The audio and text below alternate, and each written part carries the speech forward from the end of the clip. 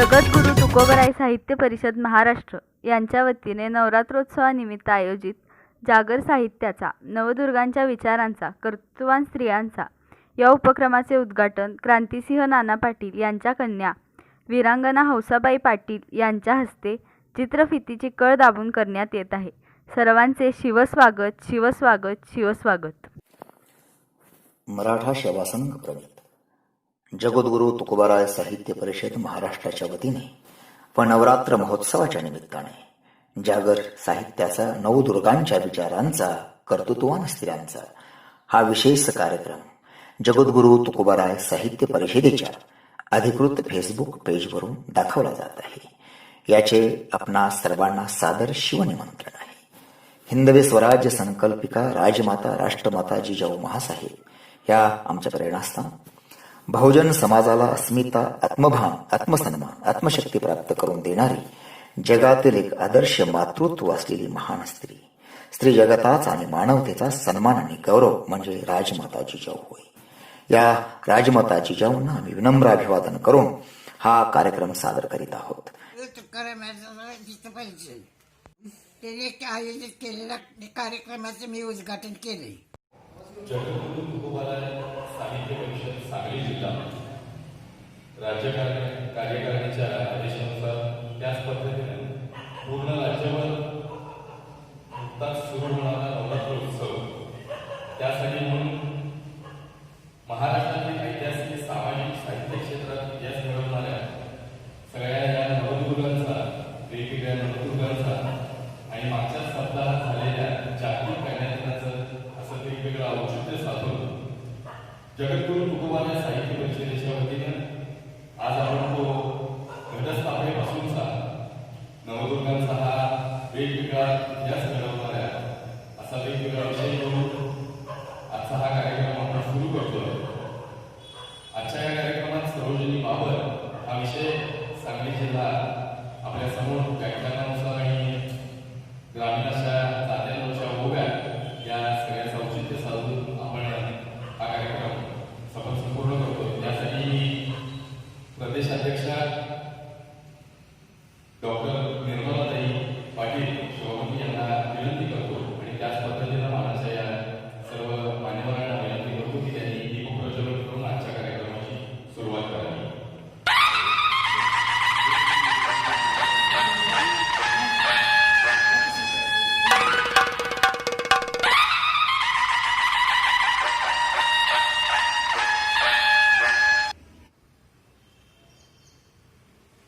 राष्ट्रमाता मासाहेब जिजाऊ त्याचबरोबर साहित्यिका, ज्येष्ठ साहित्यिका ज्यांची जन्मशताब्दी उत्सव नुकताच पार पडला त्या डॉक्टर सरोजिनी बाबर, त्याच पद्धतीनं छत्रपती शिवाजी महाराज यांच्या प्रतिमेस आपण पूजन करून पुढील कार्यक्रमाची सुरुवात करतोय. राष्ट्रमाता मासाहेब जिजाऊ यांना वंदना करून पुढील कार्यक्रमाची सुरुवात होतीये. मी विनंती करतोय शिवमती विद्याताई जाधव यांनी जिजाऊ वंदना करून पुढील कार्यक्रमाची सुरुवात करावी.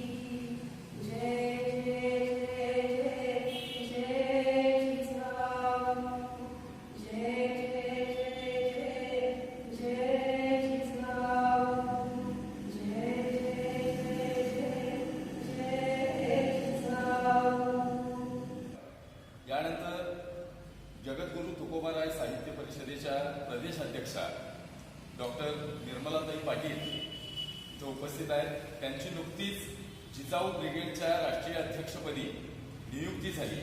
त्याबद्दल सांगली जिल्हा जगद्गुरू तुकोबाराय साहित्य परिषदच्या वतीनं जिल्हाध्यक्ष पत्रकार शिवश्री तानाजीराजे जाधव हे गुलाबपुष्प देऊन ताईंचा सत्कार करतो.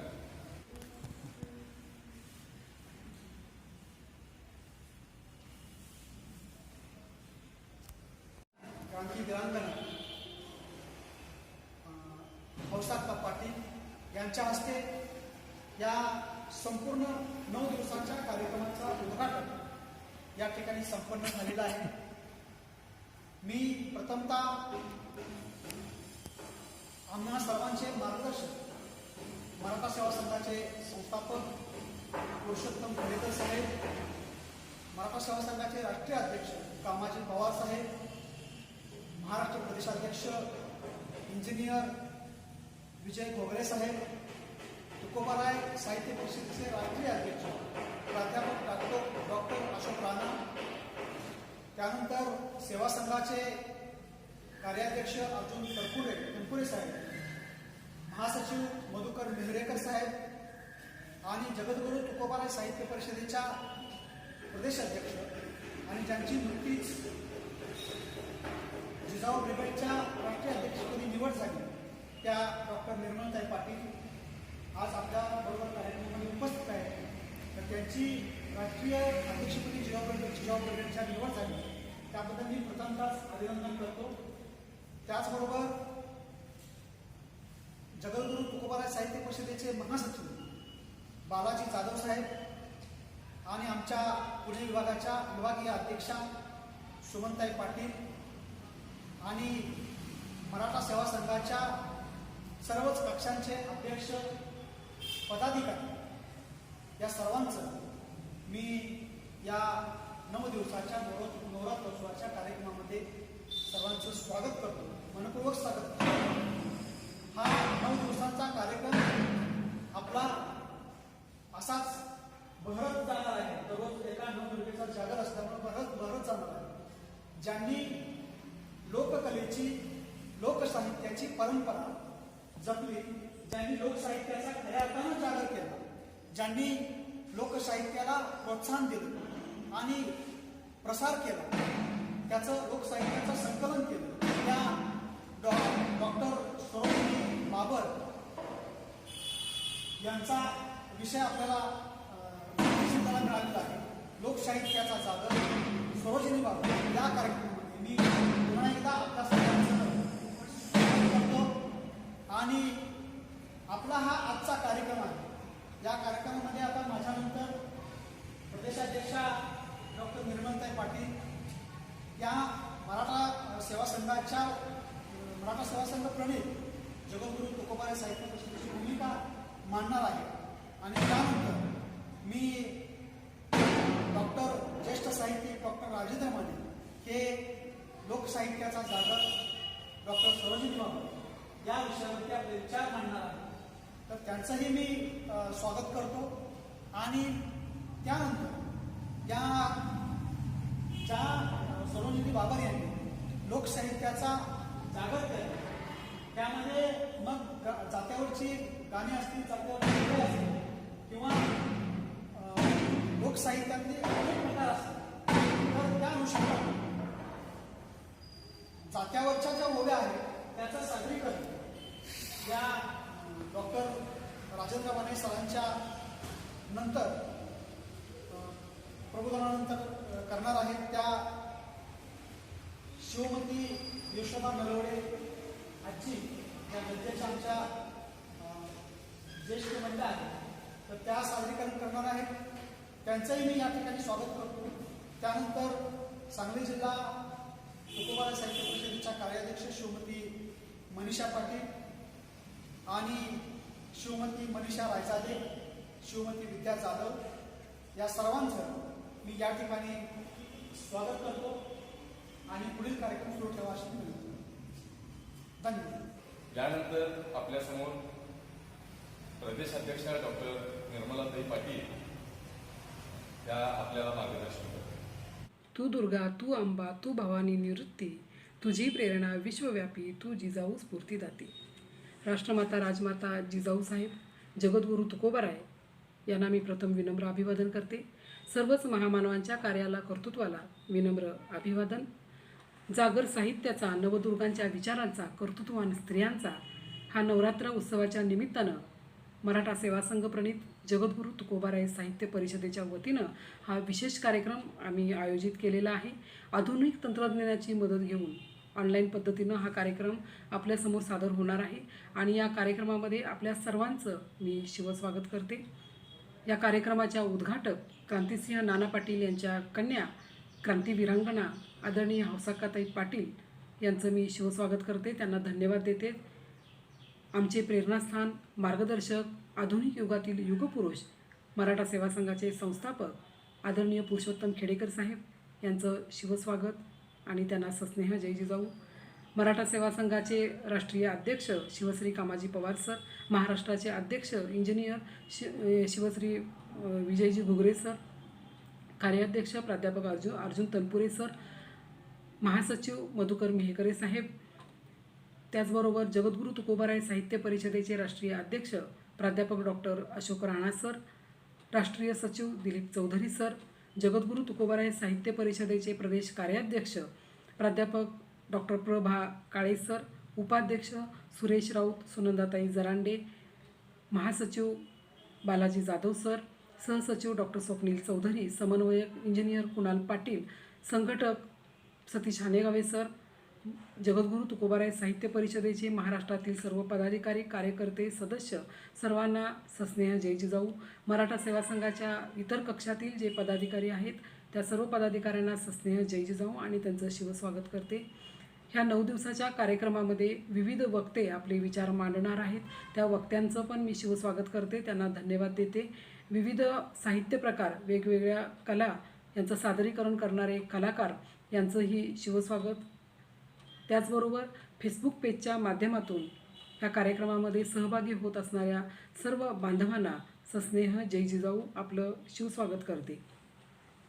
मंडळी, घटस्थापना किंवा नवरात्र हे सण जे आहेत ते माती आणि माता यांच्यामध्ये जे सर्जनशीलता असते, जी नवनिर्मितीची क्षमता असते, त्या गुणांचा, त्या क्षमतांचा गौरव करण्याचा हा सण आहे, त्यांचा सन्मान करण्याचा हा सोहळा आहे. स्त्रियांच्यामध्ये अनेक गुण आहेत, अनेक क्षमता आहेत. मातृत्व, दातृत्व, कर्तृत्व, नेतृत्व, प्रभुत्व, वक्तृत्व अशा अनेक गुणांनी, अनेक क्षमतांनी समृद्ध असणाऱ्या या स्त्रियांनी वेळोवेळी या क्षमतांचा उपयोग, या गुणांचा उपयोग आपल्या समाजाची, आपल्या देशाची गती, स्थिती, परिस्थिती सुधारण्यासाठी ह्याचं योगदान दिलेलं आहे आणि अशा सर्व स्त्रियांना मानाचा मुजरा करते. आज प्रत्येक क्षेत्रामध्ये स्त्रिया स्वतःला सिद्ध करून दाखवत आहेत. माहिती तंत्रज्ञानाच्या युगामध्ये ह्या स्त्रिया पुरुषांच्या खांद्याला खांदा लावून काम करत आहेत. अगदी रिक्षा चालकापासून अंतरिक्षापर्यंत त्यांनी झेप घेतलेली आहे. मंडळी, स्त्रियांचा हा प्रवास, स्त्रियांचा हा इतिहास सातत्यानं संघर्षाचा राहिलेला आहे, विद्रोहाचा राहिलेला आहे. अनेक तडजोडी, अनेक बाबतीत अनेक तडजोडी त्यांना कराव्या लागलेल्या आहेत. आज प्रत्येक क्षेत्रामध्ये जरी स्त्रिया काम करत असल्या तरीसुद्धा सामाजिक वातावरण ज्यावेळेला आम्ही बघतो त्यावेळेला हे सामाजिक वातावरण फारसं समाधानकारक नाही आहे. हाथरससारख्या गावामध्ये घटना घडतात. अशा घटना सातत्यानं देशामध्ये कुठे ना कुठे दररोज घडतच असतात. ह्या घटना पाहिल्या की असं वाटतं की आजही समाजाचा स्त्रियांच्याकडे पाहण्याचा दृष्टिकोन फारसा बदललेला नाही. आजही समाज स्त्रियांच्याकडे एक गुलाम म्हणून, एक दासी म्हणून, एक भोगवस्तू म्हणून पाहत असतो आणि अशा घटना घडल्यानंतर मग बरीच लोक त्याबद्दल प्रतिक्रिया देतात, आंदोलनं करतात, मोर्चे काढतात, निषेध व्यक्त करतात. ह्या प्रतिक्रिया आपण देत असतानाच अशा घटना कमी व्हाव्यात किंवा त्या घडूच नयेत या दृष्टिकोनातून सुद्धा काही क्रिया, काही कृती कार्यक्रम करणं आज गरजेचं आहे. यासाठी स्त्री आणि पुरुष दोघांनीही एकत्र यावं, चर्चा कराव्यात, त्या पद्धतीनं काही कृती कार्यक्रम आखता येतात का ते पाहावं आणि असं झालं तरच हे प्रमाण कुठंतरी कमी येईल. आणि यासाठी सामाजिक परिवर्तन घडवून आणणं अतिशय गरजेचं आहे. समाजाची मानसिकता बदलावी लागेल, समाजाची ही कृती बदलावी लागेल आणि ही कृती बदलण्यासाठी समाजाचा पहिल्यांदा विचार बदलावा लागेल. आणि वैचारिक बदल घडवून आणण्याचं काम साहित्याच्या माध्यमातून अत्यंत प्रभावीपणे केलं जातं. एखादं पुस्तकसुद्धा एखाद्या व्यक्तीचं मस्तक सशक्त करू शकतं, एवढी ताकद त्या साहित्यामध्ये असते. आज शालेय अभ्यासक्रमाच्या माध्यमातून जे साहित्य संस्कारक्षम वयातील मुलांच्या पुढं ठेवलेलं आहे, त्या साहित्याचा अभ्यास करणं ही जबाबदारी पालकांचीही आहे आणि शिक्षकांची आहे. ह्या अभ्यासक्रमामध्ये बऱ्याच प्रमाणात अवैज्ञानिक गोष्टी, अतार्किक गोष्टी, अंधश्रद्धेला खतपाणी घालणाऱ्या गोष्टी, स्त्री पुरुष भेदभाव निर्माण करणाऱ्या गोष्टी, अशा बऱ्याच गोष्टींचा समावेश या शालेय अभ्यासक्रमामध्ये केलेला दिसून येतो. हा सर्व अभ्यासक्रम आज वगळणं हे अतिशय महत्त्वाचं आहे. त्याऐवजी सत्य इतिहास मांडणारं ज्ञान, विज्ञान, माहिती, तंत्रज्ञान ह्याच्यावर आधारित साहित्य मुलांच्या समोर ठेवणं, विविध बोधकथा, नीतिकथा अभ्यासक्रमामध्ये मांडल्या जाणं हे अतिशय गरजेचं आहे. त्याचबरोबर प्राथमिक शाळेपासूनच मुलींना स्वसंरक्षणाचे धडे देणं हे गरजेचं आहे असं मला वाटतं.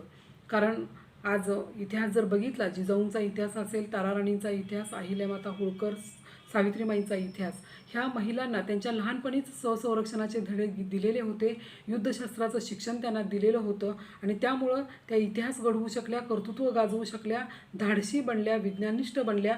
आणि अशा मुली जर समाजामध्ये आज घडाव्या असं वाटत असेल तर मुलींना स्वसंरक्षणाचे धडे देणं, त्यांच्यामध्ये एक आत्मविश्वास निर्माण करणं ही आजच्या काळाची गरज आहे असं मला वाटतं.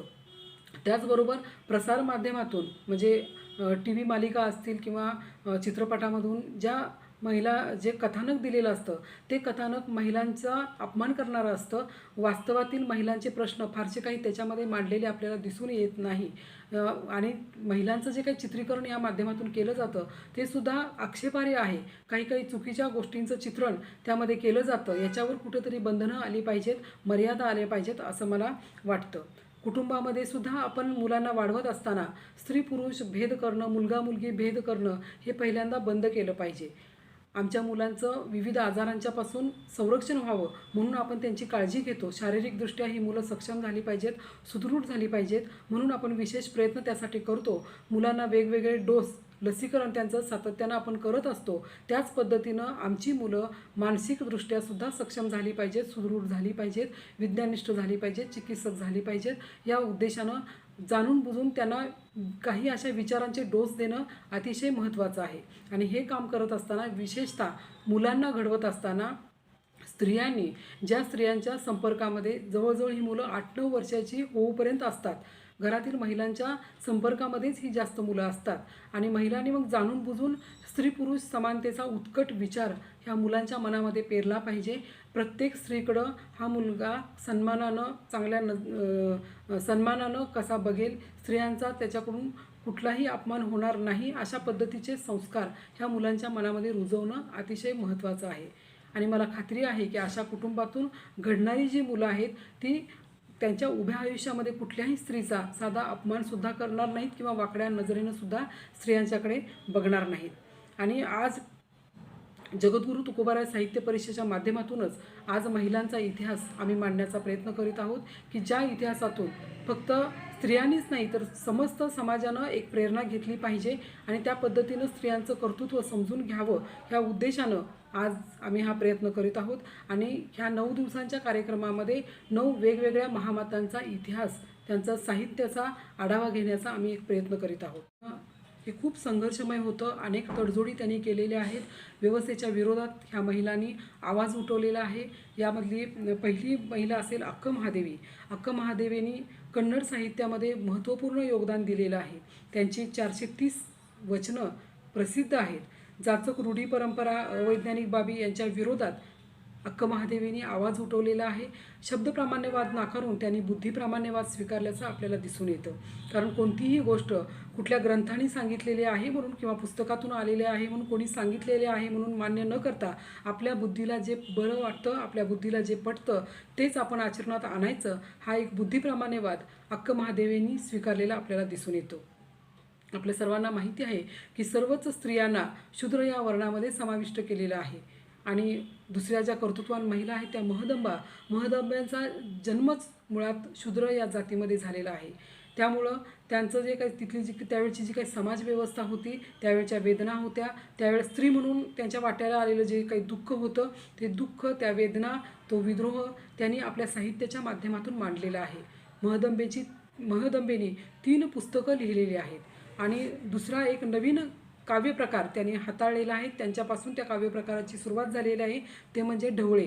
महदंबेचे ढवळे म्हणून हे प्रसिद्ध आहेत आणि महानुभाव पंतांचे तत्त्वज्ञान ह्या साहित्याच्या माध्यमातून महदंबेने मांडलेलं आहे. जनाबाईंचा इतिहास आपल्या सर्वांना माहिती आहे. नामदेव महाराजांची शिष्या म्हणून आपण त्यांचा आदरानं उल्लेख करतोच. त्याचबरोबर जगातील पहिली स्त्रीवादी कवयित्री म्हणून जनाबाईंनी एक नावलौकिक मिळवलेला आहे. व्यवस्थेच्या विरोधात त्यांनी आपल्या वेदना, नकार आणि विद्रोह प्रखरपणे साहित्यातून मांडलेला दिसून येतो. धार्मिक परंपरा नाकारण्याचं धाडस जनाबाईंनी त्या काळामध्ये दाखवलेलं होतं. या अशा जी काही व्यवस्था होती त्या व्यवस्थेला एक कठोर विरोध त्यांनी केला. उच्चवर्णीयांनी जी परंपरा निर्माण केलेली होती ते परंपरा मोडीत काढून त्यांनी नवीन परंपरा एक सुरुवात केलेली होती. श्रीकृष्णाच्या रूपातील महदंबेचे ढवळे आणि जनाबाईंचे अभंग, या अभंगातून त्यांनी आपला विद्रोह या साहित्याच्या माध्यमातून मांडलेला आपल्याला दिसून येतो. बहिणाबाई चौधरी ह्या आणखीन एक कर्तृत्ववान महिला आपल्या जगण्याचं तत्त्वज्ञान, माणसाच्या जगण्याचं तत्त्वज्ञान अतिशय चांगल्या पद्धतीनं त्यांनी साहित्याच्या माध्यमातून मांडलेलं आहे. क्रांतिज्योती सावित्रीमाई यांचा संघर्ष आपल्याला सर्वांना माहिती आहे. ह्या एक शिक्षिका होत्या, मुख्याध्यापिका आणि सर्वात महत्त्वाचं म्हणजे स्त्रीमुक्ती चळवळीच्या भारतातील त्या पहिल्या प्रणेत्या ठरलेल्या आहेत. त्या काळातील ज्या काही अंधश्रद्धा होतील, रूढी परंपरा होत्या, त्या सर्व मोडीत काढून त्यांनी त्याचं वास्तव दर्शन हे साहित्याच्या माध्यमातून मांडलेलं आहे.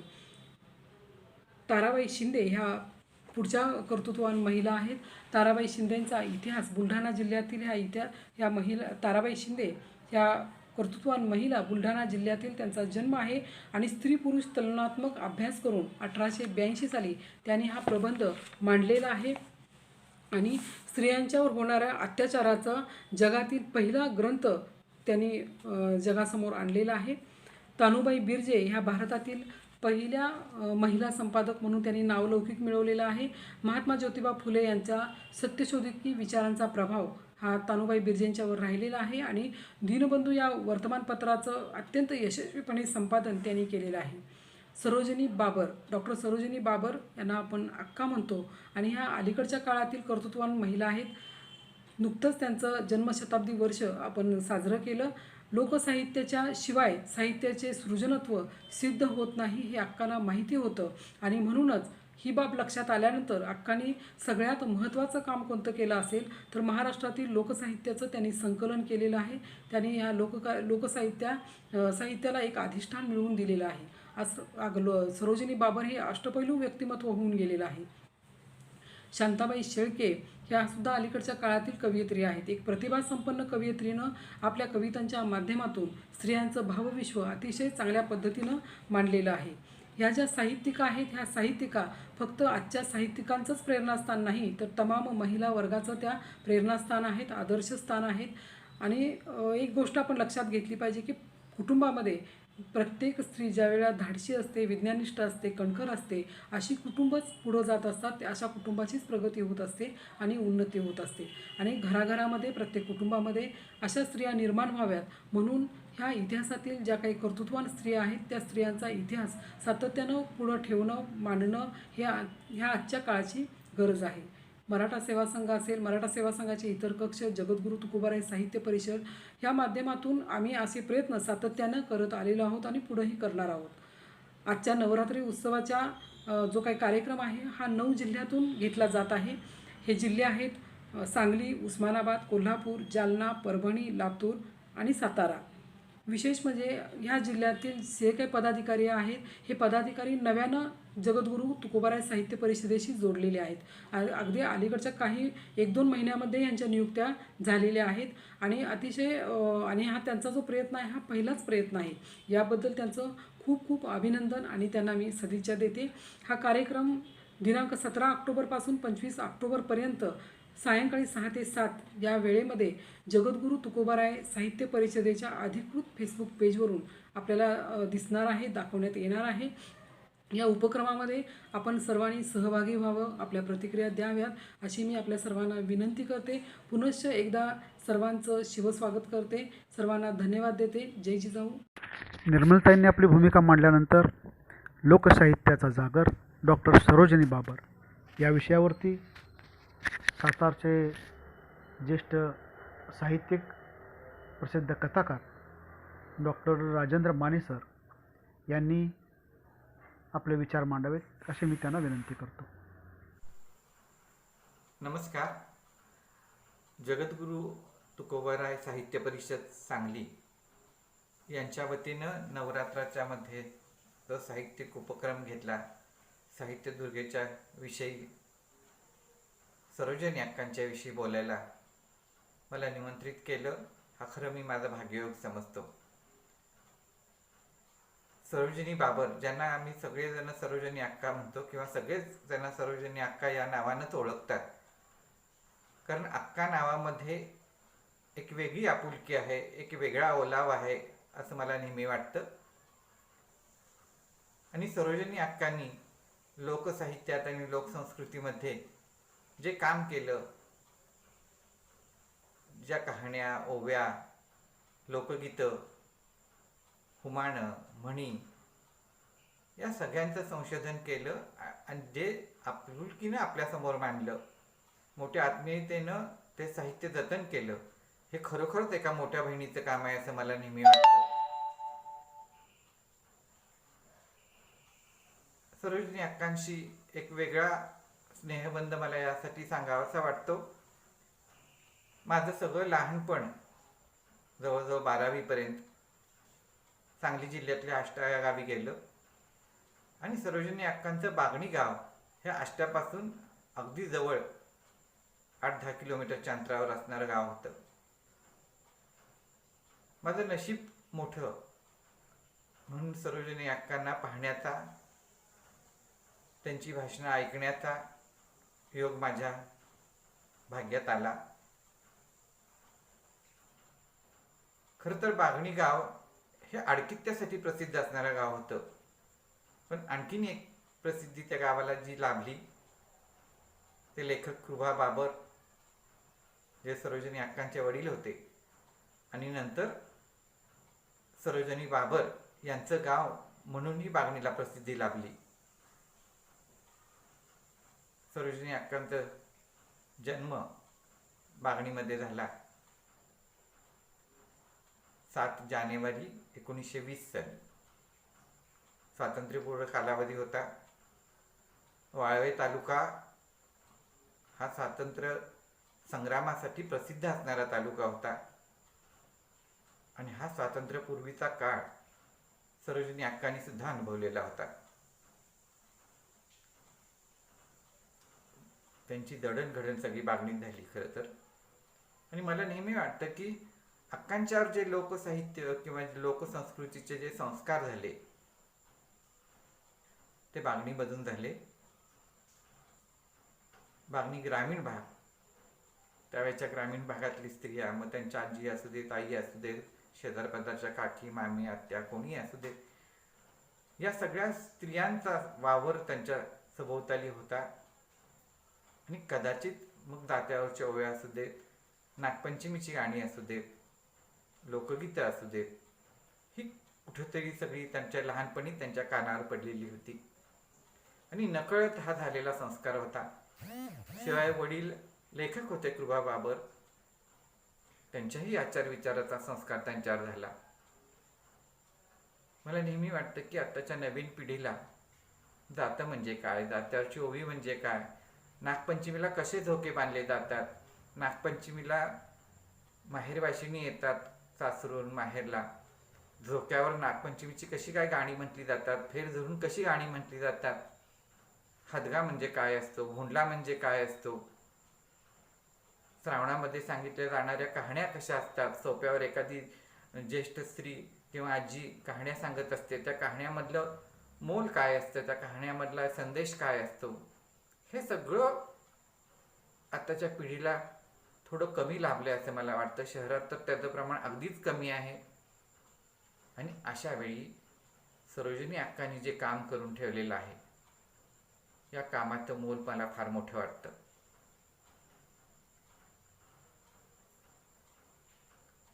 जात्यावरच्या ओव्या, आम्ही आमच्या पिढीने जात्यावरच्या ओव्या ऐकलेल्या होत्या, पण नंतरच्या पिढीला जातच कळलं नाही तर जात्यावरच्या ओव्या त्यांना कुठे ऐकायला मिळणार.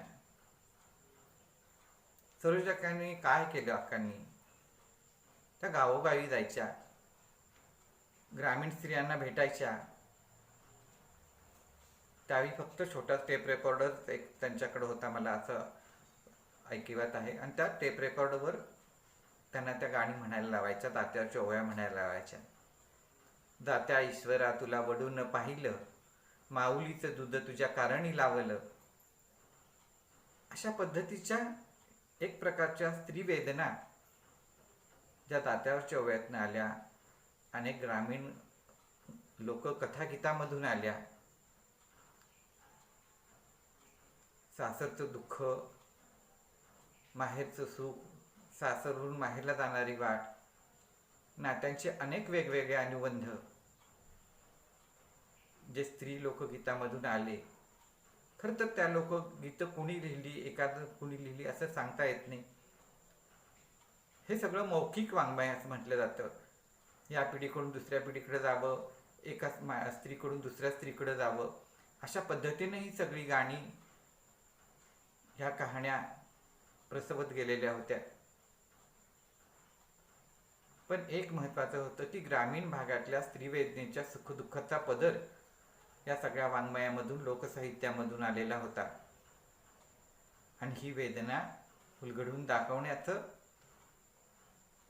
संशोधन करण्याचं, त्याचं संपादन करण्याचं आणि संकलन करण्याचं कार्य अक्कांनी केलेलं होतं. अक्कांच्याकडं ज्यांनी सरोजिनी बाबरांना पाहिलं असेल त्यांना जाणवलं असेल की डोक्यावरनं पदर, कपाळावर ठसठशीत कुंकू आणि साजिवंत भाषा. त्या भाषेला सुद्धा एक गोडवा होता. ज्यांनी अक्कांच्या तोंडून व्याख्यान ऐकली असतील, काही ओव्या ऐकल्या असतील, त्यांना जाणवेल की त्या भाषेला एक लय होती.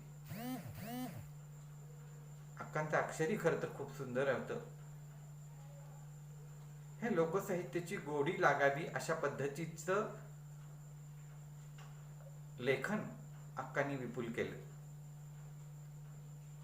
काय होतं या लेखनामध्ये, कशा पद्धतीचं हे लेखन होतं, त्यांनी जे संकलन केलं ते वाचलं की जाणवतं की स्त्री वेदना कशी असते. जे एक उदाहरण द्यायचं झालं तर मी सांगेन की एक सासरी असणाऱ्या बहिणीकडे एक भाऊ गेलेला असतो. भाऊ गेल्यावर मग एकदम काही त्याला बहिणीला भेटता येत नाही. अगोदर सोप्यावर तिचे सासरे असतील, तिचे पती असतील, त्यांना भेटतो वगैरे. आणि मग थोड्या वेळाने त्याच्या बहिणीची गाठ पडते. जेवण खाणं झाल्यानंतर मग थोडं एकांतात बहिणीशी त्याला बोलायला मिळतं. त्यावेळी तो मग विचारतो की काय बहिणाबाई तुझा सासूरवास कसा आहे, तू कशी आहे सासरी. त्यावेळी ती बहीण सांगते की काय सांगू भाऊराया माझा सासूरवास कसा, काय सांगू भाऊराया माझा सासूरवास कसा, मंगळसूत्रीचा फासा उरी रुते ठसा ठसा. ही एक ओवी आहे म्हटलं तरी चालेल, पण या मागची वेदना खूप मोठी आहे. की सासूरवास सांगायचं सगळं सांगता येतं, पण नवऱ्यापासून जर काही त्रास होत असेल किंवा नवरा जर काही त्रास देत असेल तर ते कुणाला सांगायचं असं तिला सांगायचं असतं. म्हणून म्हणते की ती मंगळसूत्रीचा फासा उरी रुते ठसा ठसा. हा मंगळसूत्रीचा फासा म्हणजे नवरा किंवा नवऱ्याकडून होणाऱ्या काही वेदना असेल, त्रास असेल, हे तिला सांगायचं असेल. तर अशा पद्धतीचं जे साहित्य होतं, जे मौखिक वाङ्मयातनं आलं, ते साहित्य जर अक्कांनी श्रम घेऊन संकलित केलं नसतं, संपादित केलं नसतं, तर ते गहाळ झालं असतं, पुढच्या पिढीपर्यंत ते पोहोचलं नसतं. हेच नाही तर अनेक कहाण्या आहेत, हुमाण आहेत, पंचमीची गाणी आहेत मगाशी म्हटले. इतकंच नाही तर आदिवासी वस्तींच्या मध्ये जाऊन सुद्धा अक्कांनी त्यांची हे सगळं संशोधन केलेलं होतं आणि ते एकत्रित केलेलं होतं. अक्कांचा आयुष्याचा प्रवास सुद्धा मोठा प्रेरणा घेण्यासारखा आहे असं मला नेहमी वाटतं की ग्रामीण भागातली स्त्री किती कर्तबगारी करू शकते, मग ती साहित्यातल्या प्रांतात असे नका. बागणीसारख्या ग्रामीण भागात जन्म झाल्यावर इस्लामपूरला त्यांचं काही शिक्षण झालं आणि कॉलेज शिक्षणासाठी मात्र त्या पुण्याला गेलेल्या होत्या. सपो कॉलेज जे पुण्याचं प्रसिद्ध कॉलेज आहे त्या कॉलेजमध्ये त्या गेल्या. खरं तर त्यांचा वेश, पण मगाशीच मी सांगितलं की डोक्यावरनं पदर, लुगडं नेसलेलं, कपाळावर ठसठशीत कुंकू. बागणीसारख्या ग्रामीण भागात जन्म झाल्यावर इस्लामपूरला त्यांचं काही शिक्षण झालं आणि कॉलेज शिक्षणासाठी मात्र त्या पुण्याला गेलेल्या होत्या. सपो कॉलेज जे पुण्याचं प्रसिद्ध कॉलेज आहे त्या कॉलेजमध्ये त्या गेल्या. खरं तर त्यांचा वेश, पण मगाशीच मी सांगितलं की डोक्यावरनं पदर, लुगडं नेसलेलं, कपाळावर ठसठशीत कुंकू. आणि अशा वेळी वर्गात बोलताना किंवा काही उत्तर देताना त्यांच्या तोंडून लई हा शब्द आला आणि तो शब्द, लई हा शब्द आल्यानंतर वर्गात थोडा हसा झाला आणि प्राध्यापकही म्हटले असते की अशा पद्धतीचे जर मराठी भाषेमध्ये शब्द वापरले तर तुमचं शिक्षण होणं अवघड आहे. तेव्हा अक्कांना कुठंतरी सरलं आणि त्यांनी पाहिजे त्या विदा उचलल्यासारखा मनाशी झाला आणि त्या म्हटल्या की ह्याच ग्रामीण भाषेनं मी मराठी भाषेत चांगलं कर्तृत्व करून दाखवेन. आणि खरोखरच BA ला मराठी भाषेमध्ये त्या सर्वप्रथम आल्या. ग्रामीण भागातून आलेली स्त्री मराठीचा अभ्यास करते, साहित्याचा अभ्यास करते आणि इथं करून थांबते नाही तर सगळ्या विद्यापीठामध्ये मराठी भाषेमध्ये प्रथम क्रमांक मिळवते. ही खरंच फार मोठी कर्तबगारी होती असं मला वाटतं. अक्कांचं भाग्य मोठं होतं की अक्कांच्या आयुष्यात अनेक चांगली चांगली माणसं आली. त्याला एक महत्वाचं कारण म्हणजे अक्कांचे वडील कृभा बाबर हे स्वतः एक चांगले लेखक होते. त्यांनी बरंचसं लिखाण केलेलं आहे, पण त्यांच्यामुळं अनेक चांगल्या माणसांशी अक्कांच्या ओळखी झाल्या. जे प्रके अत्रे वगैरे सारखी मोठी माणसं कृभा बाबरांना भेटायला आलेली होती आणि त्यानिमित्तानं अक्कांना त्यांचा सहवास लाभलेला होता. पण तरी आणखीन कर्मवीर भाऊराव पाटील असू देत, यशवंतराव चव्हाण असू देत, वसंतराव दादा पाटील असू देत, अशी मोठी जाणती माणसं अक्कांच्या सहवासात आली आणि यामुळंच अक्कांचा थोडा राजकारणालाही स्पर्श झाला म्हटलं तरी हरकत नाही. वसंतदादांनी वगैरे त्यांना आमदारकीसाठी उभं राहण्याचा आग्रह केला. शिराळा भागात त्या आमदारकीसाठी उभाही राहिलेल्या होत्या. अक्कांनी त्यांच्या आत्मचरित्रामध्ये याचं वर्णन खूप मोठ्या उत्तम पद्धतीने केलं आहे, त्यांच्या भाषेत केलेलं आहे. ते मुळातून वाचणं हेच महत्वाचं आहे असं मला वाटतं. अनेक घटना, अनेक प्रसंग त्यांनी सांगितलेले आहेत.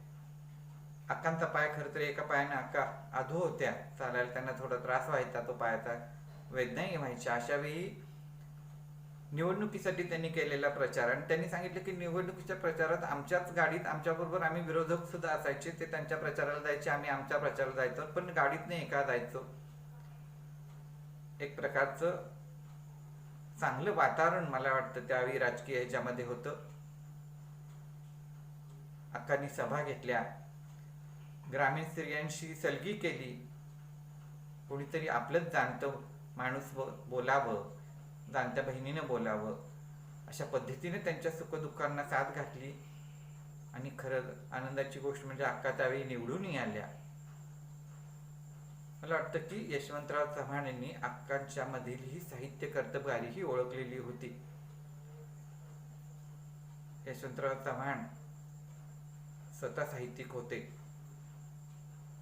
आणि त्यांना वाटत होतं की राजकारणामध्ये अशी चांगली माणसं सुद्धा यायला पाहिजेत. त्याच्यामुळे त्या राज्यसभेच्याही सदस्य झाल्या, विधान परिषदेच्याही सदस्य झाल्या. हे भाग्य त्यांना लाभलं. अक्कांनी त्यांच्या आत्मचरित्रामध्ये लिहिलंय की ज्यावेळी त्या पहिल्यांदा विधानसभेत गेल्या त्या दिवशी यशवंतराव चव्हाणांच्याच घरी त्या उतरलेल्या होत्या. वेणुताई त्यावेळी होत्या आणि त्यांनी त्या खिडकीजवळ जेव्हा यशवंतराव चव्हाणांच्या घरी उभा राहिले तेव्हा त्यांना समोरचा समुद्र दिसला आणि त्यांना भडभडून आलं की आपण एका ग्रामीण भागातून आलो आणि आता विधानसभेपर्यंत आपला जो प्रवास झालाय. आणि त्यांच्या डोळ्यात अश्रू उभा राहिले. तेव्हा यशवंतराव जवळ होते. यशवंतरावने त्यांना जवळ घेतले आणि त्यांना सांगितलं की अक्काताई, अजून तुला खूप मोठी कर्तबगारी करायची आहे. तर असे जे संवेदनशील प्रसंग असतील ते त्यांच्या आयुष्यात अनेक येऊन गेलेले होते आणि अशा या प्रसंगातूनच मला वाटतं की माणसाचं आयुष्य हे समृद्ध होत जातं. यशवंतराव चव्हाणांशी त्यांचं असणारे ऋणानुबंध त्यांना आयुष्यभर उपयोगी पडले.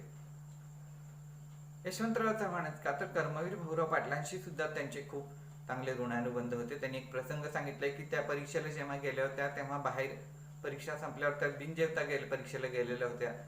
परीक्षा संपून बाहेर आले तेव्हा कर्मवीर भाऊराव पाटील स्वतः डबा घेऊन बसलेले होते झाडाखाली आणि आल्यावर त्यांनी अक्का म्हणून त्यांना हाक मारली आणि डबा त्यांना उडून खायला लावला. तर अशाही पद्धतीचे प्रसंग त्यांच्या आयुष्यात येऊन गेले.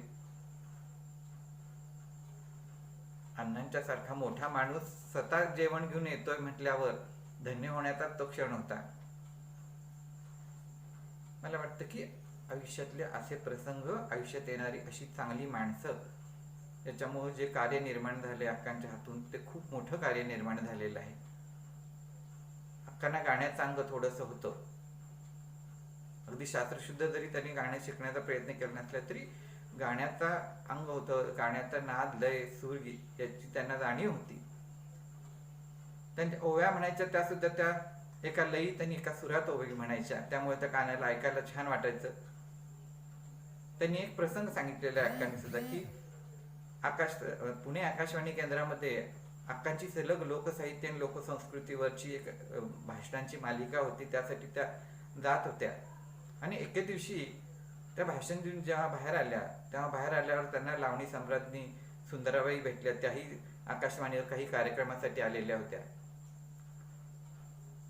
आणि सुंदराबाईंनी मग अक्कांना हाक मारून थांबवलं आणि म्हटलं की तू छान गातेस म्हटल्या. अक्कांनाच लाजल्यासारखं झालं. पण सुंदराबाईंनी सांगितलं की आम्ही गातो ती लावणी सुद्धा तुमच्या लोकसाहित्याचाच एक भाग आहे. लोकसाहित्यातून आलेलीच लावणी पण आहे.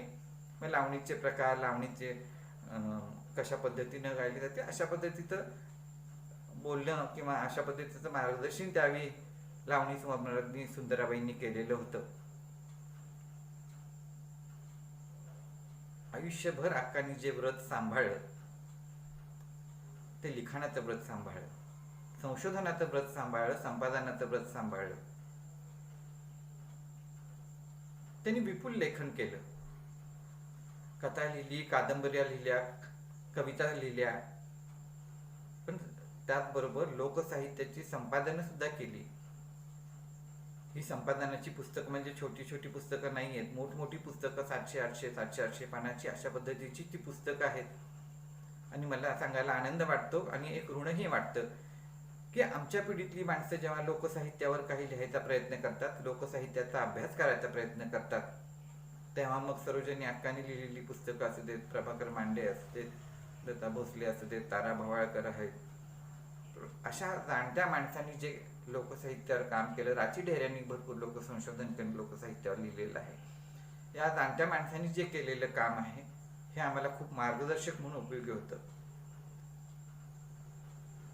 अक्कांचा साहित्यातला सगळा प्रवास पाहिला की आपलं मनोमन थक्क व्हायला होतं की ह्या बाईने एवढ्या आयुष्यामध्ये इतकं विपुल लेखन केलं आणि इतकं संशोधन केलं,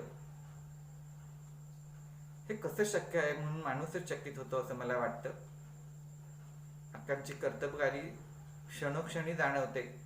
मला वाटतं की त्यांच्यासाठी त्यांनी जी काही यशवंतराव चव्हाणांनी महाराष्ट्र लोकसाहित्य समिती निर्माण केली, कारण यशवंतरावांना जाणीव होती की अशा पद्धतीचं काम झालं तर अक्कांच्या हातून होऊ शकेल. आणि कित्येक वर्ष अक्कांनी या समितीचं अध्यक्षपद भूषवलं आणि या सगळ्या कालावधीमध्ये अभ्यास करून इतकी सगळी पुस्तकं आज मराठी वाङ्मयाला दिली, मराठी साहित्य शारदेच्या प्रांगणात दिली. आणि स्वतःच्या अस्तित्वाचा एक अमोल ठसा सरोजिनी अक्कांनी मराठी साहित्यावर उमटवला. आज सगळं मराठी साहित्य किंवा पुढची पिढी हिनं अक्कांचं ऋण मानायला हवं. पिढीनंच काय, मला वाटतं की ही जी ओवी, लावणी, कथागीतं हे आहेत, ज्या कथा ह्या सगळ्यांनीच अक्कांचं ऋण मानायला हवं. कारण आज जर सरोजिनी अक्कांनी हे काम केले नसतं तर कदाचित काळाच्या ओघात हे सगळंच गडप झालेलं असतं आणि हा अमूल्य खजिना परत कुणाच्या हाती लागला असता असं मला वाटत नाही. सरोजिनी अक्कांनी समाज शिक्षण मालेच्या माध्यमातून जवळपास 550 पेक्षा जास्त पुस्तकं प्रकाशित केली. त्यामध्ये त्यांची स्वतःचं लेखन होतं, त्याचबरोबर कृपा बाबर म्हणजे त्यांचे वडील त्यांचंही लेखन होतं, त्यांच्या बहीण कुमुदिनी पवार आणि शरदिनी मोहिते यांचंही लेखन होतं आणि याचबरोबर महाराष्ट्रातल्या इतर मान्यवर लेखकांचंही लेखन होतं. अक्कांना अनेक मोठ्या मोठ्या समितीवर काम करण्याचा सन्मान मिळाला. आकाशवाणी पुणे केंद्राच्या त्या सल्लागार समितीवर होत्या. लोकसाहित्यिक विषयक एक संमेलन त्यांनी घेतलेलं होतं यशवंतरावांच्या सांगण्यावरनं. त्यात अनेक लोकसाहित्यावरचे, लोकसंस्कृतीवरचे परिसंवाद त्यांनी घेतलेले होते. ते सुद्धा संमेलन अतिशय गाजलं होतं. महाराष्ट्र राज्य साहित्य संस्कृती मंडळाच्या त्या सदस्य होत्या. नाट्य परीक्षण मंडळाच्याही सेन्सॉर बोर्डावर त्या होत्या. अनेक पदावर अक्कांनी काम केलं आणि जिथं जिथं काम केलं ते मनापासून काम केलं. हात राखून कुठेही काम केलं असं आपल्याला इथे जाणवत नाही. हे सगळं बघितलं की अक्कांचं जीवन जी खूप मोठी प्रेरणा सगळ्या स्त्रीवर्गाला आहे, स्त्रीवर्गालाच का पुरुष वर्गाला सुद्धा आहे असं मी म्हणेन. त्या MA PhD झालेल्या होत्या. स्त्रीलेखकांचं मराठी साहित्यातलं योगदान यावर त्यांनी PhD केलेली होती. अक्कांची जन्मशताब्दी खरं तर मागच्या वर्षी झाली. कधी कधी थोडी खंत वाटते की जेवढी म्हणावी तितकी मोठ्या प्रमाणात ही जन्मशताब्दी साजरी झाली नाही. जेवढं मोठं अक्कांनी काम केलं होतं तेवढं बघता ही जन्मशताब्दी आणखीन मोठ्या पद्धतीनं साजरी होणं अतिशय गरजेचं होतं. काहींनी लेख लिहिले, काही ठिकाणी ग्रंथालयात कार्यक्रमही झाले. मला सांगायला आनंद होतो की रहमतपूरमध्ये चित्रलेखा माने कदमांची जी पंचक्रोशी शिक्षण संस्था आहे तिथं चित्रलेखा माने कदमांनी जे ग्रंथालय चालू केलं त्याला सरोजिनी अक्कांचं नाव दिलेलं आहे. अक्कांनी जे करून ठेवलेलं ऋण आहे मराठी साहित्यावरचं ती कधी फिटेल असं वाटत नाही. एक ग्रामीण भागातली स्त्री पूर्ण आयुष्य साहित्याला वाहते, लोकसाहित्याला वाहते, लोकसंस्कृतीला वाहते. मी आता सगळ्या त्यांच्या ग्रंथांची नावं इथे सांगत बसणार नाही, ती तुम्हाला कुठेही मिळतील. पण तुम्हाला लक्षात येईल की मराठी संस्कृतीचे सण असू देत, रीतिरिवाज असू देत, परंपरा असू देत, जे त्यांचं दसरा दिवाळी संपादित पुस्तक असू दे, राजविलासी केवढा पुस्तक असू दे, ही सगळी पुस्तकं पुढच्या पिढीला एक पथदर्शक आहेतच, पण आपला जाणता इतिहास किंवा आपली संस्कृती, ही कृषी संस्कृती असू दे, सर्वसामान्य ग्रामीण भागातल्या महिलांचं आयुष्य वर्णन करणारी एक वेगळी संस्कृती असू दे, दात्यावरच्या ओव्या असू देत, आम्ही ऐकलेलं आहे हे सगळं लहानपणी. आता ते पुढच्या पिढीला निदान ग्रंथरूपातून तरी जिवंत ठेवण्याचं मोठं काम सरोजिनी अक्कांनी केलंय असं मला वाटतं. अक्कांच्याबद्दल अजून खूप सांगता येईल. अक्कांनी त्यांचं माझ्या कोणा माझ्या मला म्हणून आत्मचरित्र लिहिलेलं आहे. त्यातून त्यांच्या जीवनाचे अनेक पैलू आपल्या समोर येतील आणि त्यांनी ज्या जिद्दीनं त्यांच्या आयुष्याचा प्रवास केलाय तो सगळा प्रवास त्यांच्या या आत्मचरित्रातून आपल्यालाही वाचता येईल. आज मी त्यांना या निमित्तानं नम्र अभिवादन करतो. पुढच्या पिढीनं सुद्धा लोकसाहित्यावर, लोकसंस्कृतीवर, बोलीभाषांच्यावर बोलीभाषांच्या म्हणींच्यावर काम करत राहिलं पाहिजे असं मला नेहमी वाटतं. आमच्या बोलीभाषा खूप समृद्ध आहेत. काही काळ प्रमाण भाषेत त्या गुदमरल्यासारख्या झाल्या असल्या तरी सुद्धा आता त्यांनी स्वतःची एक वेगळी वाट निर्माण केली असं मला वाटतं. अहो साळुंक्यांनी महाराष्ट्र साहित्य संस्कृतीच्या अध्यक्ष मंडळाच्या अध्यक्ष असताना जिल्ह्यात ग्रंथ महोत्सव व्हावेत, शासकीय ग्रंथ महोत्सव व्हावेत असं करून ठेवलं. त्यामुळं प्रत्येक जिल्ह्यातल्या लोकांना एक विचारमंच निर्माण झाला.